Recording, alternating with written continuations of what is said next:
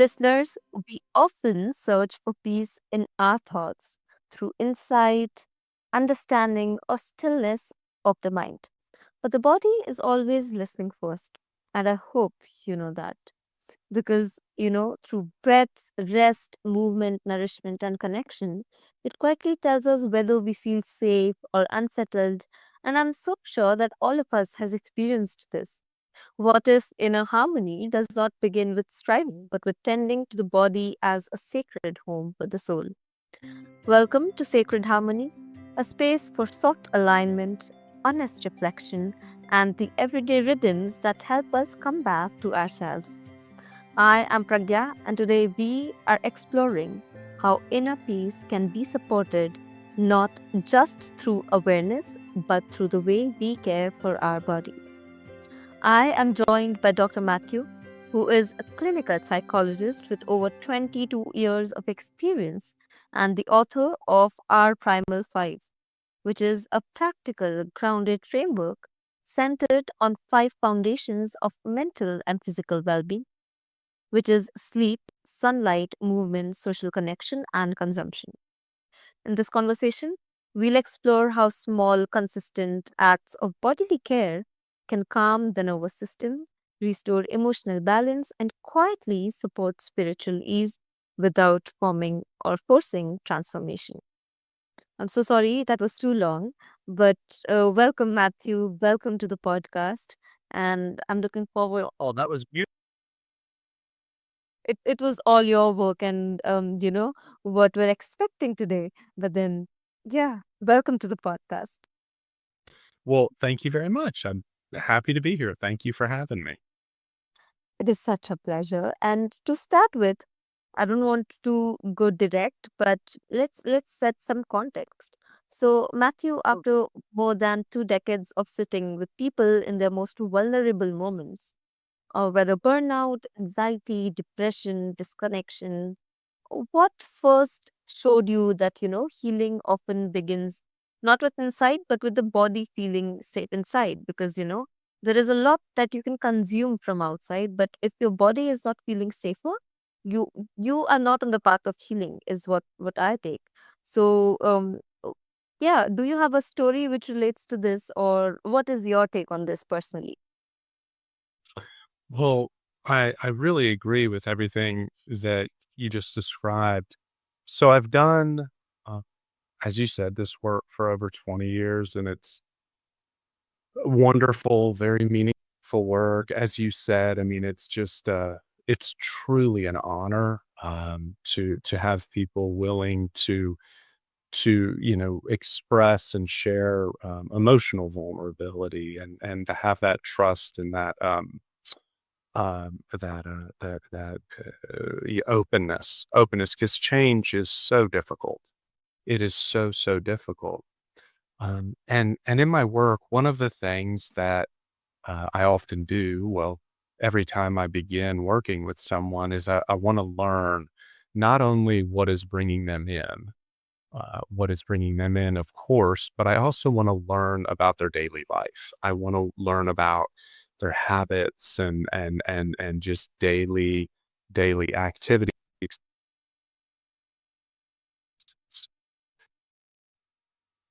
Just over time, repeatedly, was that I was having people come in who had a real disconnect, a real the things that have such basic needs for weren't being met. And I noticed over time things, as you said, time outside and sleep and moving our bodies and being connected with other humans, and then the ways in which we fill our minds and bodies, that there was so frequently a disconnect. And these are things that we know, but we live in a day and an age where those are so much more difficult. And so the way that I have viewed this is that these things are foundational for us as humans. And while for our emotional challenges, they're not everything, they're necessary. They're necessary. And sometimes there are times that I've worked with my clients where it was enough, that addressing loneliness and moving and our movement in and of itself can help with sadness. So many of these things in and of themselves, and one of the one of the ways I look at it again is that our ancestors, they really had no choice but to do these things. That was survival for them. But we live in a time where so many of us have other things that can get in the way. It is more difficult to take care of our basics than ever before. So the workbook is my attempt to address that. That's beautiful. And I truly appreciate your efforts, because there is so much awareness that needs to be, circulated, or there is so much awareness that has to have a flow in the society to know what all of this is. And as you said, that we're in a generation, or we're in an era where, it's sometimes difficult to manage this. And thank you for sharing that with us. And now, many people, they still view self-care as indulgent, cosmetic, or something that you earn only after productivity. Okay, so it's like, you've been successful in whatever tasks you had, and you're very productive. Now is the time that you need to do self-care. So from your perspective, what is most misunderstood about caring for the body as a pathway to inner peace, and what cost do we pay when we dismiss it? Because there is so much misconception that goes along with it, and there is also a price that we're paying for it. So what are both the things according to you? Oh, absolutely. And there's so much to what you just described. And I think of when I hear you, I think of how differently people view self-care. Um, and I think of how self-care um can be commercialized, and that there are things that are wonderful activities for us to do, activities that, you know, again, we enjoy and are relaxing and enjoyable, and I absolutely love that, for people. What I focus on is a bit is more basic than a lot of these things. What I focus on, isn't very costly. It is, and it's not new. It's not, I mean, certainly in the workbook, I think there are things that people will read, hopefully in terms of helping themselves to change and improve these, but also how much these impact us. Um, but also these are things that we've learned, and as I said, we have so many things. We have technology and advancement are wonderful, but we do need to be very mindful that they will take us away from what we're made for, and for that peace and harmony that you describe. I think, the most obvious and perhaps prevalent example has to do with phones and screens, and they are, it's tough. It's tough. I think it's easy to be judgmental and say, well, we know what's healthy and what you're supposed to do. But, I think that change requires both understanding and action. And I think if we only have one or the other, it's not as helpful. And so I think it's important to have an understanding that as humans, we have medicines to help us get to sleep or to stay up, or to help with our blood pressure, or so many of these things, or vitamin D supplements for sun exposure, or social media to try to take the place of real social connection. And so there's so many things that give us a short-term benefit. And of course, some of these are necessary and important at times, but I think that if we're just relying on those, we're not taking care of our bodies and who we are and who we're made to be, which then allows us the peace. Um, the clarity that you describe.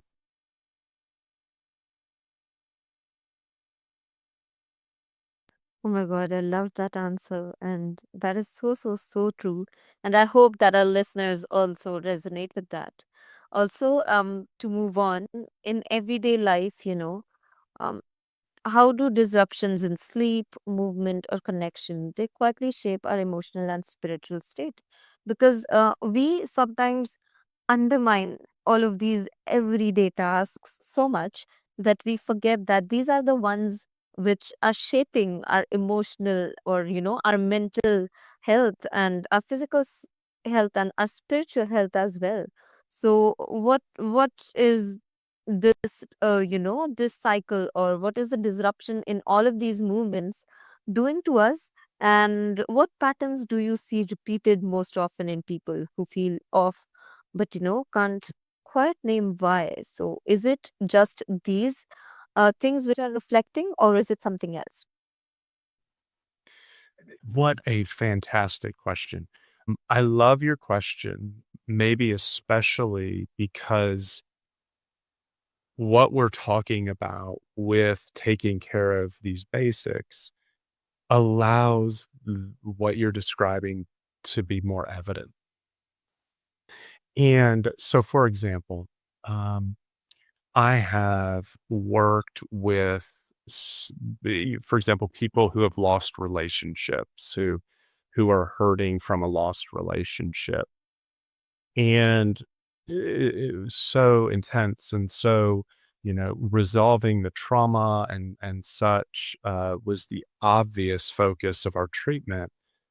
Um, and yet, when we started working on them connecting with others, that they had become isolated, the change was remarkable.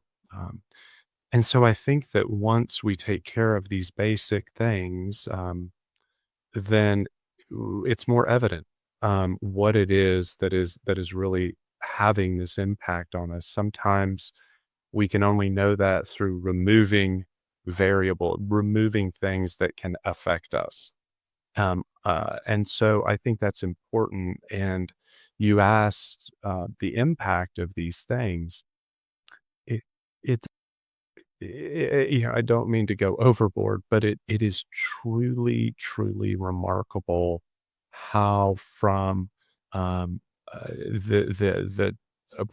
the aspects of being able to emotional regulation handle the way we're feeling, how often anxiety and depression um, how often these lead to these experiences.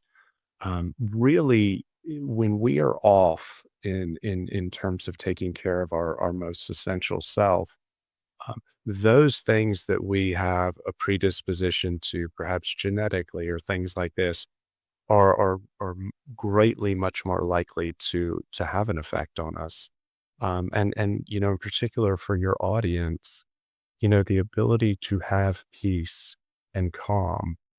Not only do we need, sleep and connection with nature, which is so essential, um, but also thinking about, I think sometimes when we think of consumption, naturally and understandably, we think of what we eat or what we drink. But in this day and age, the information that we're looking at on these screens, or the overexposure to news that can so consume us and make us anxious, those really take us so far from the peace and harmony we're looking for.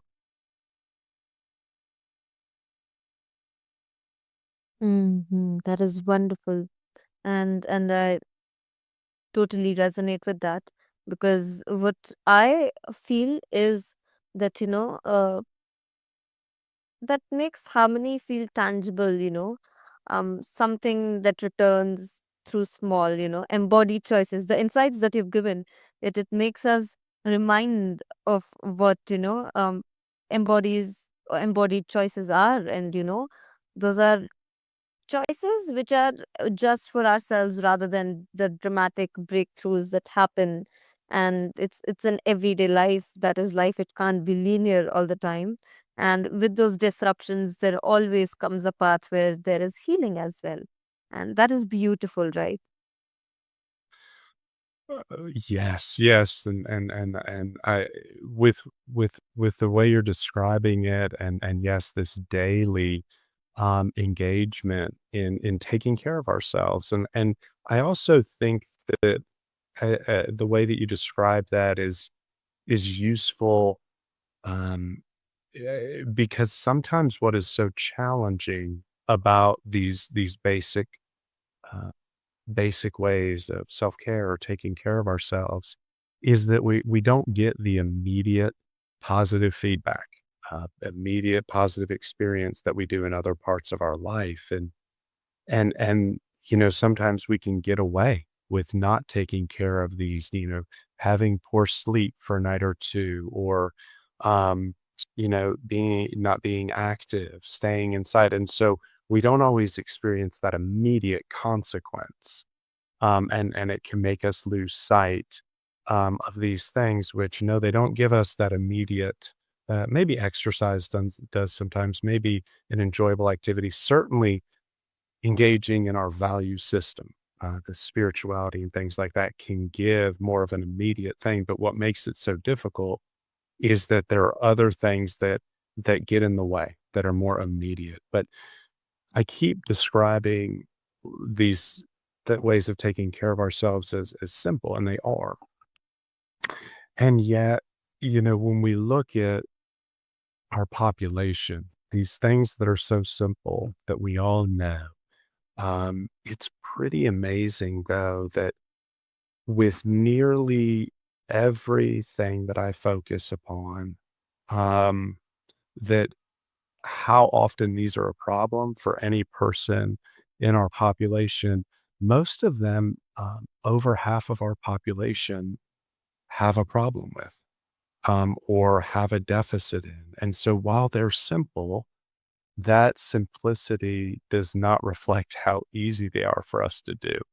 And so for myself and Josh, who put together the workbook, we try to provide a structure and a short, like keeping up with it weekly, trying to find techniques that can help get us there. Because once we have these things established, we really experience what our body was made for. When you eat in a clean manner for a while, if you don't eat something clean, your body will certainly tell you that it did not, that's not natural for it.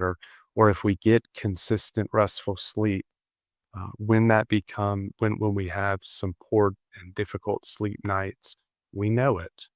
When we get outside and enjoy the sunlight, we notice more when we're isolated and cooped in. So all of these things, once we can develop um, consistency and momentum and structure, it is not only easier to keep the momentum going, but we also learn quickly that doing otherwise is not what our bodies were made for.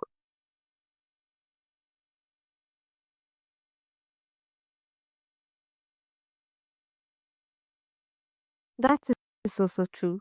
And to continue with, firstly, I love that. Whatever you've said, it's brilliant.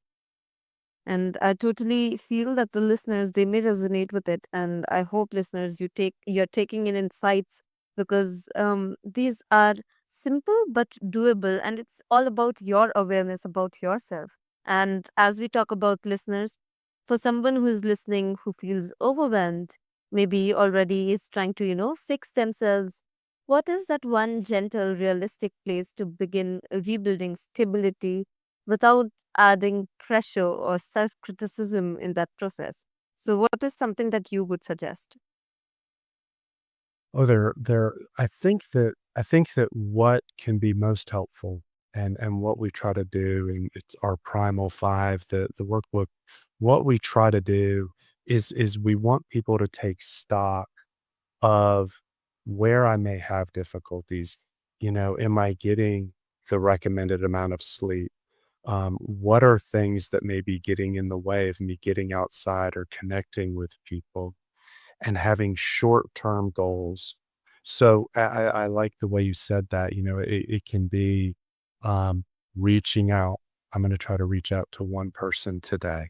Um, I'm going to try to keep a consistent bedtime or wake time. Wake time is very important too.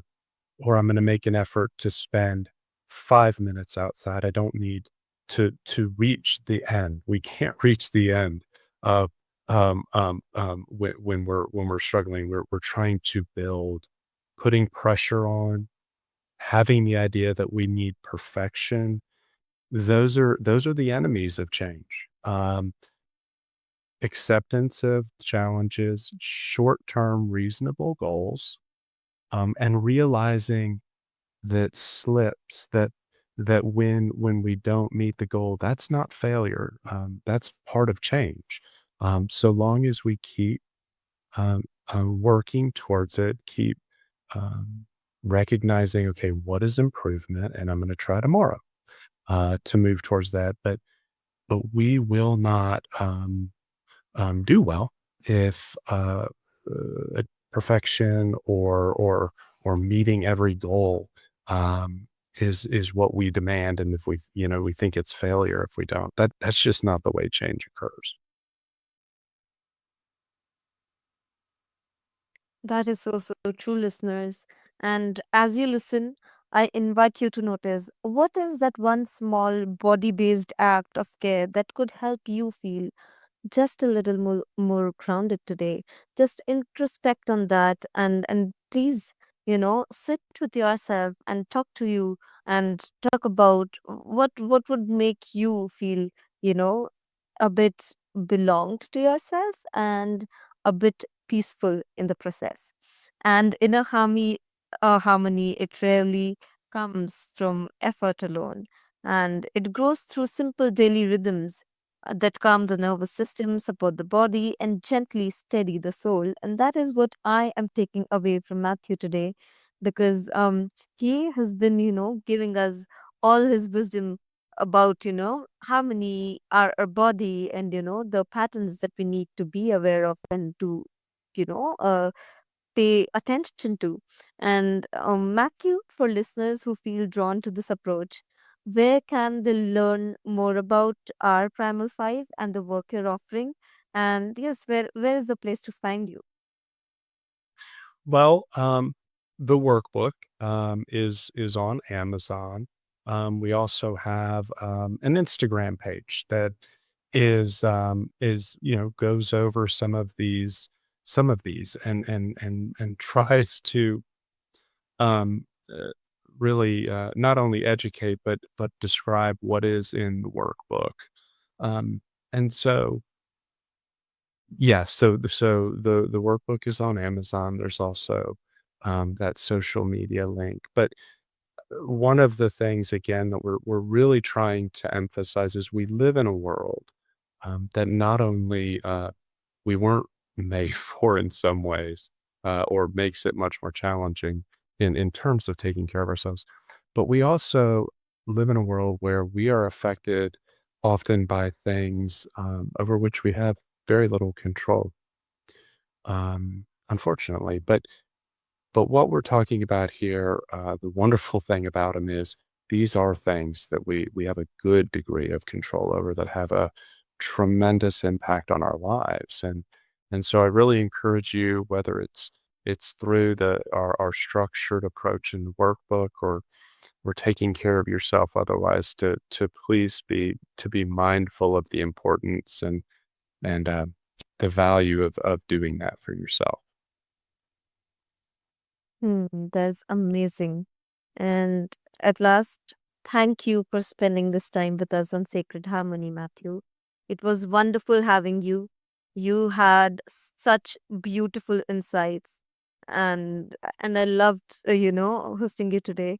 And listeners, may today remind you that peace does not have to be distant or perfected. It can begin in the quiet ways you care for yourself right here in this body, in this moment. I am Pragya, and until we meet again, move gently, listen deeply, and stay in harmony.